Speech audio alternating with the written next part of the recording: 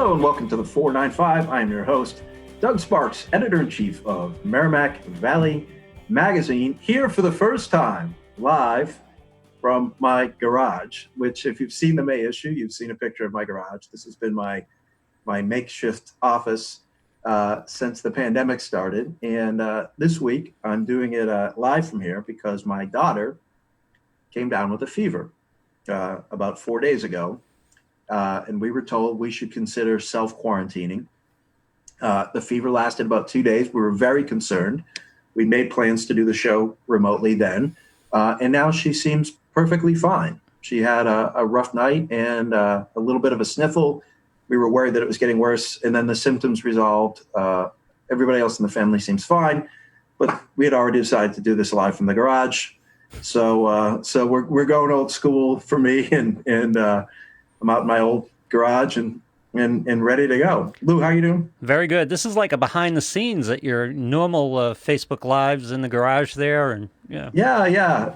What Lou is talking about is I've been getting on my personal Facebook page and drinking tea at night, and just kind of rambling on about whatever I'm reading or watching or whatever I'm drinking if I'm drinking tea, and it's been kind of fun. I would have told you to go with the hoodie though. Yeah, everybody likes the hoodie. I do like the hoodie look. Yeah, because they think it makes me look like a Jedi. It's maybe a little warm for the hoodie for my taste. So I have to scale back. So maybe someday if we get a cold spell, I'll bring the hoodie out. I like it. So today is I don't know if I'm going to be able to pronounce his name right. Today, have you ever heard of a guy named Israel Kamakawiwa Ole? I have not. No, does he play for the Tigers? What's going on with him? Yeah, he is passed, and he's one of the most famous ukulele players. And today was his birthday, so I went over to Google, and they have the Google Doodle. Yep.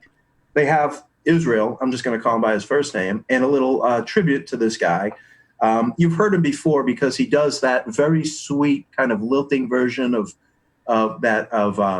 Somewhere Over the Rainbow, and you know what I'm talking about? Yes, I do. Yeah. And I just thought it was interesting that today was his birthday, and our guest today happens to be Melvern Taylor, who is a ukulele player, musician, songwriter from Lowell, Massachusetts.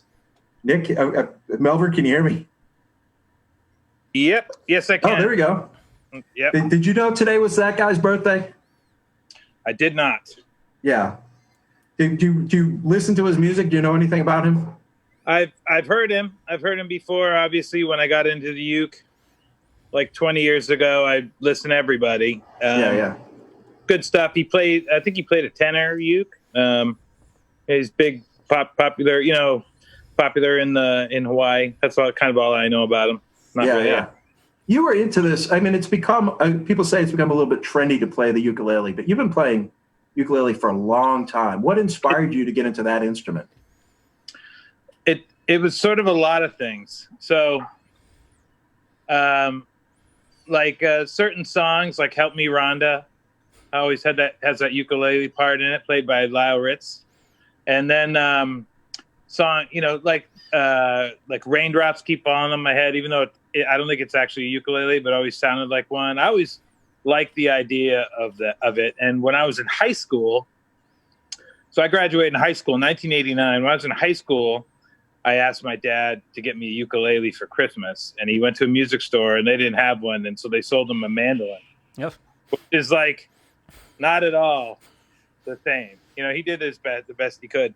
And then 20 years ago, maybe, I was on a road trip to Minneapolis, and I went to Haverhill Music and bought a ukulele to bring with me in the car because I didn't want to bring a guitar, and just started playing it. And it was like, and then right around the time my daughter was born, actually probably about a year or so before my daughter was born, I started really getting into it. And I'd show up at band practice and be like, I have a ukulele song. They'd be like, really? And then the next week I'd be like, I have a couple more ukulele songs. And so it sort of slowly worked its way in, Yeah. One thing, I was listening to your music. I was listening to some of the solo stuff and some of the stuff with the Lowell supergroup Pinto Loco. And what struck me, maybe a little bit like the Beach Boys, is there's kind of a summery, warm weather feel to a lot of their music, to a lot of your music. Yeah, You think of it that way? I do. Hmm. I like. I think that's like. I like the beach a lot. I'm a beach person, even though I don't really swim, and I don't know how to surf. But I like just being near the ocean. I don't think I could ever not live near the ocean. Yeah. And I like that sort of. I like that sort of vibe. That's my sonic vibe. I like for making. Sure. Well, I like a lot of different kinds of music that don't sound like the music that I make, but the music that I make, I like to have that kind of vibe. sure. But it's interesting because I think you've said before that you're just perfectly content to be a Lowell musician. A lot of your lyrics are inspired by Lowell and draw upon references that you would only really understand if you knew Lowell. But you don't necessarily think of the beach when you think of Lowell. That's true. How do those two come together?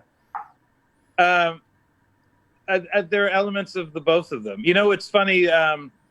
That's why I've recently been working with Dave Robinson on a song. He's been like helping me with like research and stuff, and like his books have a lot of that too. Like it's like kind of grounded in Lowell, but then also the beach, and he sort of brought them together in like a fictional way. Yeah. And Yeah. I don't know. I don't know how to square those two things. It's like sonically we're at the beach, but like as far as like where these things are happening, they're on Market Street. Sure. Sure. Let's see. So before this whole thing started, you were doing a residency at Toad in Cambridge, and was that every week? Or was it every other week? Every other week, and we've been doing it for like at least 13 years. Yeah. I can't remember exactly when we started, but if I look at like things in my website and stuff, we've definitely been doing it like at least 13 years. And so before we get into how that has changed in the face of the pandemic and all that kind of stuff, I'm just kind of curious about your experience doing a residency that long, because it strikes me a lot of bands and a lot of musicians just don't have that opportunity. Even, kind of professional, big, kind of famous bands, they don't get to go to the spot over and then, change up the set list. It doesn't give you that creative potential. One of the things I always heard about the early Beatles and their time in Germany is they were able to play so much, and they were able to do these residencies. The Rolling Stones did a lot of residencies early on. Yeah. And it allowed them to progress as musicians in a way that you wouldn't get if you were just kind of touring from city to city to city, playing, different clubs all the time. Absolutely. That's totally true. So originally when I started doing it, I partially wanted to do it because I don't like to book gigs. And I figured I would just have a residency in Boston, and then I wouldn't have to book any gigs in Boston anymore. I would just play that, even though it's Cambridge. And then for a while we'd play that one, and we'd play a lot up at Portland and Portsmouth. And so we were kind of doing this almost like little circle of residencies, but then it just became just the Toad one. But you're right. Like, our new drummer, Mark Pinansky, I don't know how, he's been with us a couple of years now, but we've never had a rehearsal with him. And we just kind of had him learn the songs and just threw them in. And then when we come up with new stuff, we have a segment that we do called Old Country Songs We Don't Know. And I'll text the guys like the day before the show and be like, hey, we're going to do, Loretta Lynn song tomorrow. This one, we're gonna do this song tomorrow. I'm doing it in C, and then we just show up and play it. And sometimes like they'll be really cool and fun, and so we'll add that one to the list of songs we're gonna play. And it's been really fun. But it has ebbs and flows too. So like there'll be like periods of time when it just kind of sucks for whatever reason, like cosmically or something. And then before all this happened, we were sort of on like our way up again, which was nice. That's what it felt like. So when you were playing at Toad, was it were you playing with a like kind of rotating group of musicians, or was like what was the situation on stage? Oh no, I have my Fabulous Meltones that have been playing with me forever. But like Okay, so sometimes, it wasn't Pinto Loco or some of these other. no, Pinto Loco is like a totally other band that I Okay. started with Scott and Carl and Kevin a couple Yeah, years. who are these guys for people who haven't heard them and don't know who those sorry. guys are? Yeah. So Scott Pittman is playing the drums in Pinto Loco, and Carl Johnson, local guitar player, and Kevin Roach, bass player. And I've known those guys probably 25 years, and we'd never played together.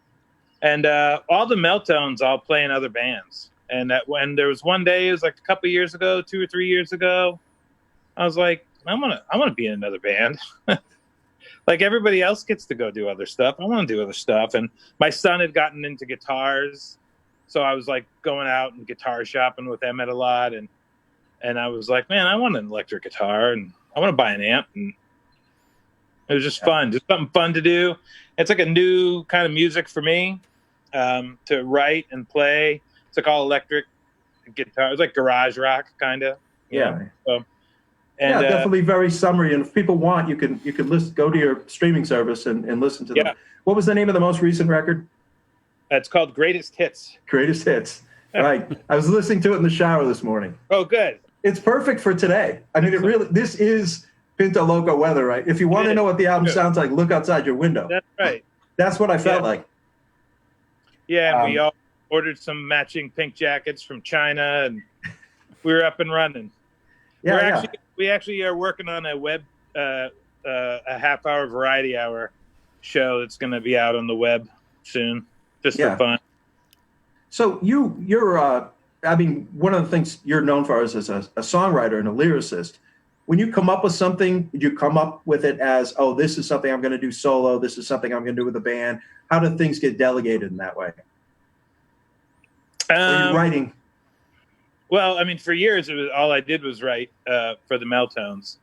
And then, I mean, really mostly the past couple of years, I've mostly just been writing new Pinto Loco stuff. But I've recently, during the shutdown, I've been coming up with some Meltone stuff too. Yeah. And so I don't know, you kind of just feel, start writing a song and be like, I think this one would be better over here. This one totally goes over here. But then sometimes I'll just have like an idea for something that specifically goes to like the Pintos. And that's like a different style of songwriting too for me. So I kind of sit down and decide I'm going to do it and then do it. How is it different? It's different in that the Melton stuff is kind of a Great American Song book. It's crafty. So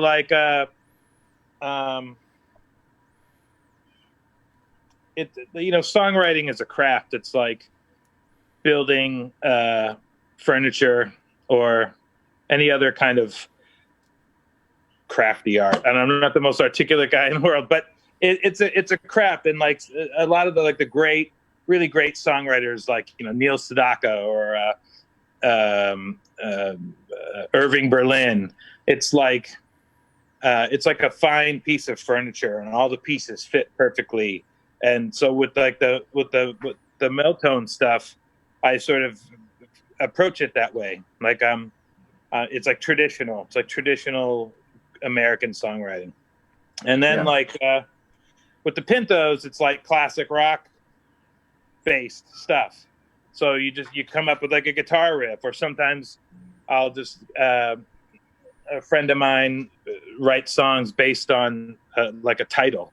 They'll just come up with a song title and then write to that. And so it's like freer. It's like more. It's like kind of going from like painting portraits to like abstract paintings.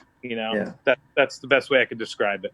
Sure. So I've spoken with some artists and writers who have had a real tough time creatively during this shutdown, even if they have time? It sounds like you're writing and you're doing stuff. This has been the biggest. One of the things my kids are both songwriters, and so I always tell them, I always try to give them like tips, but a lot of it is just like, it's like a muscle. It's like time, and you just have to put the time into it. And like, the more time you put into it, like the better you get, and the more you'll get out of it too. Like, I used to, when I had the time, when I was a younger guy, I would like write a song a week, or, whether it was good or not. And the theory was, if I write 20 of them, like one of them will be good, you sort of play and then you have like, song ideas that you can mine later. I do a lot of that because, if you have a song that didn't really work out, like 6 months from now, you could be working on something and you go grab a little piece out of that and stick it over here, and that's your chorus, and it was originally the verse of a song from before or whatever. But yeah, I mean, just having nowhere to go and nothing to do and has been good for me. Yeah, I mean, your bio on your webpage says that you get lost a lot. I do. Yeah, but it sounds like that's part of the songwriting process as well. I suppose. Yeah, that's true. Yeah, that is true. I mean, that's kind of how you have to do it. You have to just sort of go and see what's there, and sometimes there's nothing there, and then sometimes there is.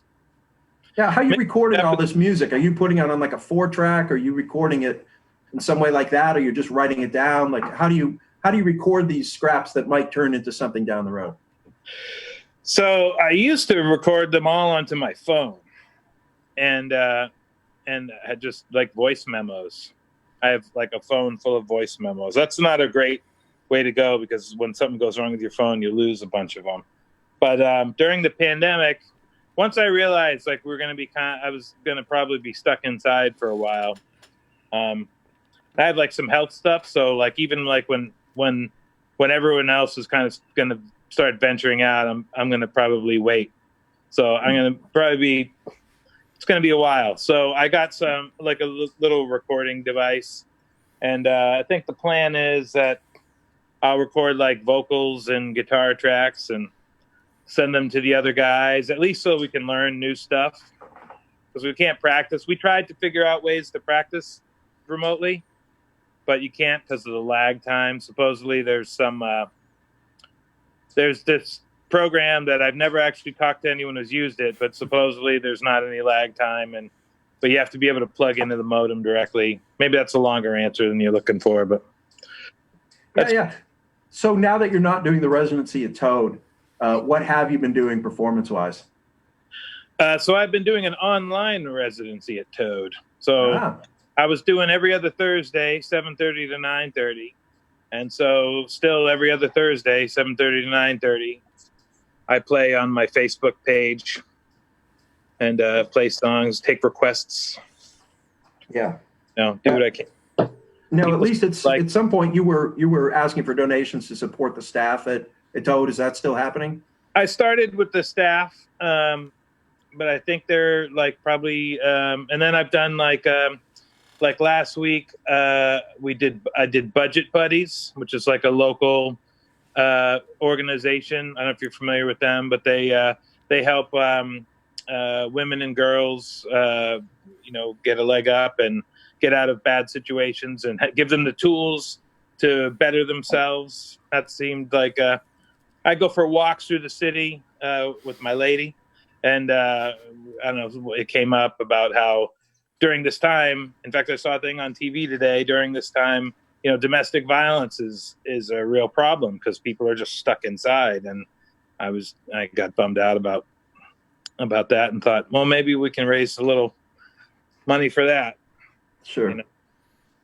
So for people to watch this, once again, the way to watch is to go over and follow your Facebook page. No, I think it's like so there's like, years ago when Facebook was a thing, I had a management company out of Chicago. Okay. And they started, one of us started one of the pages. I don't even remember what happened, and I don't know how, but I had like 2 Melvern Taylor accounts, and one of them's just like my personal page. Okay. But then it's like there's this like almost like a band page, I guess. Okay. I don't think I made that. All right. But if people want to see the Thursday night shows. Yeah, just like friend me. Okay. So friend Melvern Taylor on Facebook.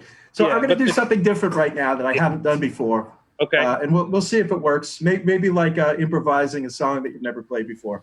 We'll see if this works. I'm going to throw out the name of 5 different bands. We'll see if we can get to 5. And I just want to hear what your take is on them, your history, what you think of them, maybe if they've influenced you. I'd be curious to hear that. Some of them you've already mentioned, so maybe we're psychically connected a little bit. Okay. You ready to go? Yes. The Beach Boys. I love the Beach Boys.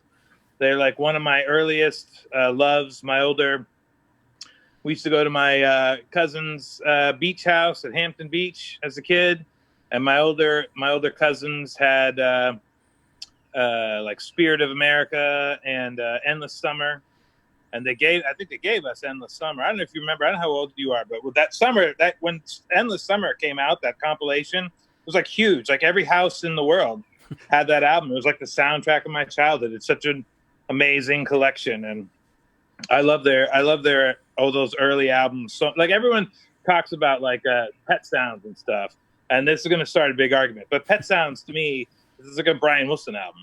It's not really like a Beach Boys album, you know, because like the Beach Boys albums are like, it's like they're like a rock and roll band, and they're, you know, I don't know. I like the early stuff better. Right on. All right, Tom Waits. I like Tom Waits. Like I like Tom Waits. I don't love Tom Waits. I like Tom Waits. Like I had Closing Time, and I had a few others. We cover Blind Love sometimes. I like Tom Waits. Part of the reason I throw him out there is because when I didn't know you and I didn't know anything about you and I'd only seen sort of publicity materials, I figured you were kind of in that same territory, but you are not at all. No. I was surprised when I finally heard your music because I was expecting Tom Waits, and I got something very, very different. So I've always kind of wanted to ask you if you went through a Tom Waits period, if you had any real relationship with his music. I've tried him. It's like there are certain artists that you keep coming back to and trying them on. And I like some of his stuff. I like a lot. Like that Closing Time album, I think is really good. And like anytime I hear him, I'm like, oh, that's cool. I like that, you know. But I'm not really that. It's not one of my top 10. Sure. Okay. Number 3, Kiss. Love Kiss. You've been on my Facebook page, yeah. I'm not really supposed to. You're not really supposed to get me started on the Kiss, but I do. The '70s Kiss is super fantastic. I love them. One of my all-time favorites. Why do you like them so much? I like them because I think their songs are interesting, and I think that all my favorite bands are sort of like some of their parts bands, and I think that the original 4 members all brought something really unique to the table. I think their songwriting early on, before they got like other songwriters, it's like kind of odd, sort of weird. And like, you know, Peter Criss, he's like a jazz drummer. Like they wanted like a John Bonham drummer, and they got this like jazz drummer, but that like gives it a whole different feel. That's just super interesting to me musically. And of course, Ace Frehley is the coolest. He's not the best guitar player ever, but he's the coolest. Certainly the coolest guitar player ever. All the stuff he plays is super cool. And I can't get into like personal things about them. I think just them as people are interesting. They're like Chuck Klosterman. I don't know if you know who Chuck Klosterman is, but he said the best thing about Kiss. He said, "Kiss isn't my favorite band, but they're my favorite band to think about." And that is so true. Yeah. You know, it's funny. Kiss were spoiled for me because when I was a kid, there was this mystique around them that you saw them sort of as living superheroes. And we spoke about them with hushed tones, and there were rumors about the things they did, and like these palaces. Like we were little kids, and we would talk, and we just, before I think anyone at my age had heard them, we just invented this kind of crazy like Sure. mythology about this band. And then finally I had enough money and my mom let me buy a Kiss record against, she didn't want me to buy one. Yeah. I kind of insisted, and I bought Unmasked. Ah, Right? oh, that's terrible. I know. And so that was it. So it was like the whole mystique came crumbling down. Yeah. And for people who don't know, Unmasked was their disco record. And it's not even a good disco record. It's not even the disco record was Dynasty, and that one I like Dynasty a lot. Yeah. Unmasked is like, even Paul Stanley doesn't like Unmasked. Yeah. The whole mystique just disappeared overnight with me, and I could never recapture that feeling that these guys were superheroes. It's funny. I have a kind of similar early take on them too. So I had that same experience as a kid, hearing all the stuff about them, and then like my dad wouldn't let us buy Kiss records and stuff. And so it wasn't actually until high school that I got into them. A friend of mine had gotten like a videotape at a flea market, and it was like all these Kiss bootleg concerts, and we would just go to his house after school and just watch these old. Now you can see them all on YouTube and stuff. But I just thought they were so cool. They were kind of Beatle-y too. Like they always say they were trying to be like a really heavy, loud Beatles. And early on, that was certainly kind of what they were going for. They had the two microphones, and while one guy's singing over here, the other two are singing into the other mic. I might, maybe I'm overthinking it, but that, and then they had all these, the videotape had these cool interviews. It had that there's this famous Tom Snyder interview that they did. I don't know. I like them a lot. My kids have had enough. All right. Next up, number 4, ABBA. ABBA. I like ABBA. I like ABBA a lot. I'm like greatest hits. I'm not like a deep cuts guy, but I like, the soundtrack of my childhood. When I was a kid, we used to have like Spanish foreign exchange students coming and staying with us for the summer. And they would always play like stuff like that. And summertime was always like the best time in our house, because like the Spanish kids would come and they would like party basically all the time. And my mother would hang out with them. They'd all smoke, remember how it was back when we were kids? Like everybody smoked. These kids were like 14 years old or whatever, and they'd all smoke and listen to music and dance around the house. And all the different other Spanish kids would come to our house. And like, for some reason we seemed to be the place where they'd all congregate, and it was just real fun. And ABBA always makes me think of stuff like that. The 70s is such a good time for music. Like you have to be one of the only people who connect with ABBA via Spanish exchange students, though. It's an unusual path. All right, last one. You ready for the last one? Yeah. Taylor Swift. Oh, I do like Taylor. I started listening to Taylor Swift because of my daughter. And it's funny, when my daughter Everly was little, I'm kind of a music hog, generally speaking. Like if we're somewhere, I'm the guy who's playing the music, and I've always been like that. And I took her to a father-daughter dance. It was like the first father-daughter dance that they had at her school. And the DJ would play these songs, and all the other little girls would be like, "Yay!" And they'd run over and start dancing. And Everly was just like, kind of looking at them and not knowing what was happening. And I was like, "Oh crap, I'm that dad." And so like the next day, I immediately started, asking my kids what they wanted to listen to, and trying to, we started playing like Kiss 108 in the car, so they could they were missing out on like cultural touch points with their peers. And so at one point she got into Taylor Swift, and I think the first album that we got was Fearless. And we just like drive around doing stuff and listen to that. And I was like, damn, this album is super good. Like that album is a solid 10. I have this playlist that I made for the kids of solid 10 albums. Just a whole list of albums that I think are perfect from beginning to end. And it's got like Machine Head on it, and Dark Side of the Moon. But I got Fearless on there because that album is solid 10. Her other albums are really good too, but that one is like no clunkers. Cool. So what we're going to do is Lou always has questions, so I'm going to have Lou ask a few questions if he Okay. has them, and then after that we'll play a couple songs. Is that okay with you? Yeah. I want to continue this discussion about music because I thought it was fascinating, the 5 bands that Doug picked out. And Melvin, you and I are very much in line on all this stuff. And I think what it comes down to is hooks. As a songwriter, Yeah. it's all about hooks. And listen, I don't listen to Taylor Swift. I'm never going to pull out an album, but the girl can write. And she has these, she comes up with these hooks. And the thing about a great song is, and I think you agree, is that if you're singing the chorus the second time through, the first time you hear the song, you've got a hit, right?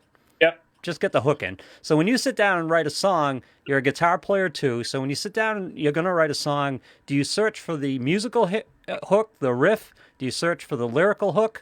Or how do you start, or is it different each time you sit down? Yeah, it's probably different each time. I never start with the chorus, I don't think, which is kind of odd. Really? That is odd, yeah. Yeah. And a lot of times, like someone was telling me, a lot of times it's like my verses are my choruses in some way. I kind of, mostly I just sit around a lot, I'll just sit around and do this, watching TV, kind of, doing the dishes, and you stop and you pick it up. And then once kind of you get an idea, I'll like record the idea into my phone and I'll bat it around. But then sometimes it just comes all at once, and you just shit them out. Like, who's your songwriter? Who's the guy that if you wanted to show somebody what a songwriter was, who would you show? Well, I mean, there's probably a handful. Like Neil Sedaka is a really amazing songwriter in that his songs are really simple sounding, but those are the hardest songs to write. Is like exactly the simple songs, because you can't, like modern rock musicians get to deal in ambiguities. Yep. So they can just like I a lot of times just come up with lyrics that sound cool. Yep. And like they kind of fit together enough and sound super cool that works. But you write a song like Calendar Girl, and like every single one of those words is like perfectly fitted into this little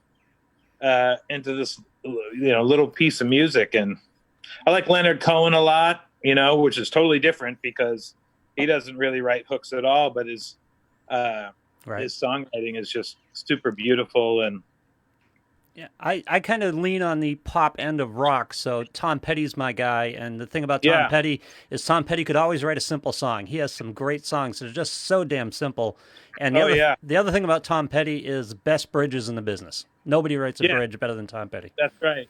And bridges are key too. Yeah, they build to that crescendo point, right? Mm-hmm. And it dumps into Mike Campbell's solo, and it just builds that high point of it. I'm a guitar player too, and I've looked longingly at ukuleles for a long time, and then I start to think I'm going to go get one, and then I say, oh, it's just a whole new bunch of chords to learn. It's not. It's not? No, I'll tell you right now. So here's the ukulele, right? Yep. So it's just like you capoed the 5th fret and took the E and the A string off. Oh, I see. So this here on a guitar, that would be a D, but here it's a G. And then this here would be an A on guitar, but that's a D on the uke. Oh, so it's just all movable. It's just a capo and movable chords, right? Yeah, the shapes of the chords are for the most part the same. And then there are some chords that you just kind of discover because the G is a high G, so so instead of this being a lower note, it's high, and so it kind of gives it a like a different vibe slightly. But I thought that too. Like when I first got a ukulele, I was like, I don't even know how to play this. But then once I started looking at it, I was like, wait a minute, these are all just regular chords. You'd have no problem picking it up. You just got to do some transposing, I guess. You do, but that actually made me a better musician. I'm a completely self-taught musician. I don't know any theory, which is a drag because, like a lot of times I'll have like a song idea, and I'll know kind of where I know I'm here and I want to get to here, but I have no idea how to get from here to here. Yep. Whereas people who know theory know how to get from there to there. And for me, I just have to spend a whole bunch of time just trying to figure out how to get there, and it's a bummer. So learn theory. This is yeah. I'm a guitar player. I'm not going to be doing that. Right. This is an impossibly vague question, but I'll ask it anyway. What's the song you wish you wrote? Tie a yellow ribbon around the old oak tree. Oh, really? Huh? Yeah, that's like one of the best songs ever. It tells a story. It's got great chords. The chords are insane, and I love everything about that song. Excellent. Or maybe What'll I Do? Oh, yep. Okay. Yeah. Excellent. All right, let's hear some music. All right. Yeah, so I'm just gonna put my microphone on mute and zip my lip and let you run, and you're gonna play 2 songs. Does that sound good? All right. Yeah. Right on. Oop.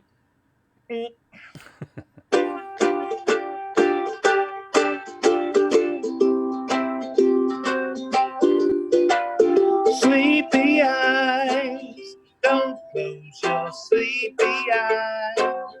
Don't take this paradise away from me. Sleepy eyes, don't close your sleepy eyes and leave me to lullaby myself to sleep. All day I waited for this moment of nocturnal bliss. Just give us one little kiss, and I'll keep hoping that you'll keep open them sleepy eyes. My heart's been brutalized, it's battered and blue. It's all cut for you and your sleepy eyes.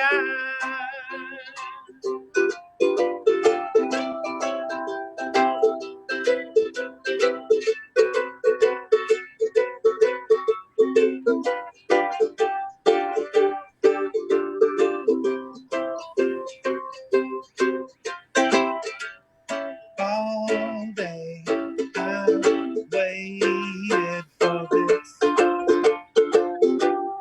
moment of nocturnal bliss. Just give us one little kiss, and I'll keep hoping that you'll keep open them sleepy eyes. My heart's been brutalized, it's battered and blue. It's all 'cause of you and your sleepy eyes. Oh, it's battered and blue. It's all 'cause of you and your sleepy eyes.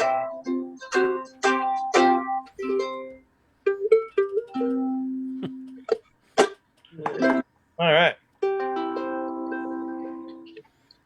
Well, let's get here.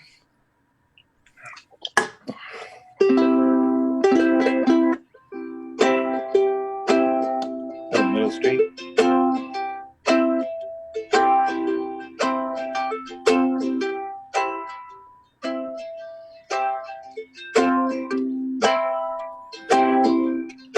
When the moon meets the sea, you'll be far away from me. Don't forget what you said on Middle Street.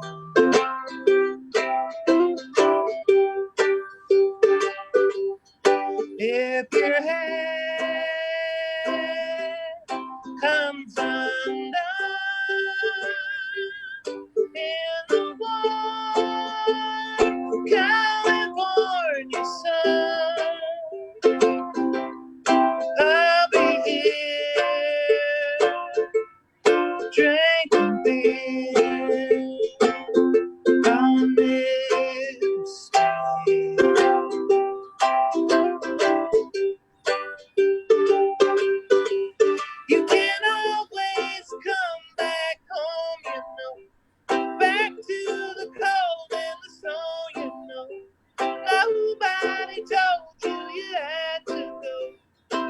far away from here.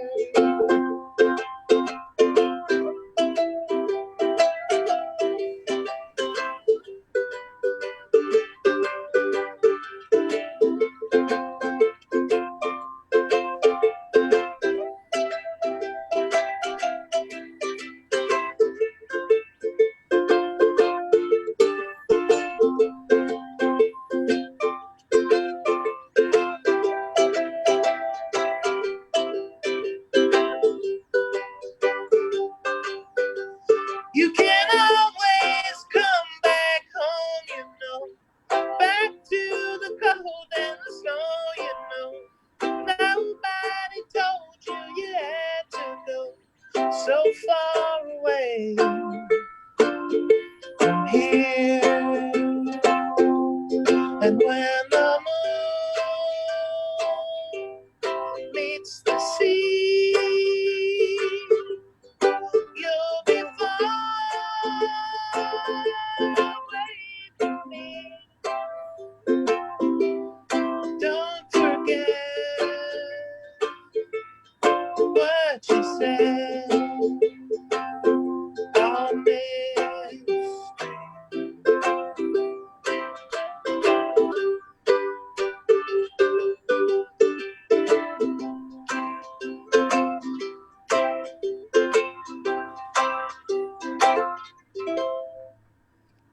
Hey, that sounded great. Very nice. Hey, can I ask one last question? Yeah. I wanted to talk to you a little bit about the lyrics, because there's even though there's a simplicity to a lot of what you're doing, the lyrics can really surprise you at times, I find. And I'm just wondering where the lyrics come from and how much, like, did you go through a period in your life when you thought of yourself as kind of a poet or a writer, or were you always on the side of music? I've always been on the side of music, but I do feel like I write better when I read more. Me too. Yeah, and so I have been trying to read more lately. Yeah, what are you reading? I'm reading what's it called? The Shipping News. My buddy Chris Anzalone recommended that to me, and I'm reading Dave Robinson's book again, the Sweeney anthology, the big one. Yeah. And Press. And I just finished a what was it? I just finished a, well, that's not, it's not a fiction book, but I finished a biography of the of Noel, what's his name, the manager of Van Halen. And I'm also reading a Tom Petty biography. Yeah. Cool. And Daredevil comic books. There you go.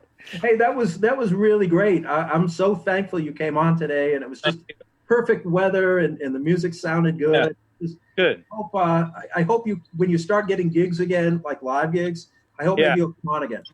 Oh, absolutely. I'd love to. Anytime. Yeah, that was great. Awesome. Cool. Thanks. All right. Well, thank you, everybody. Next week, I think it's T.R. Moynihan, who's a local novelist. She wrote a noir. Actually, if you want to add something to your reading list, she wrote a book called Sweet, Sweet Jane, which is like noirish detective fiction set in Lowell in the 1970s. Really fantastic book. So I think she's the guest next week. So that wraps it up for today. Cool. Thank you again. All right, man. Thanks for having me. I'll see you at your next tea chat. Right on. All right. Bye. Do I hang up? Bye.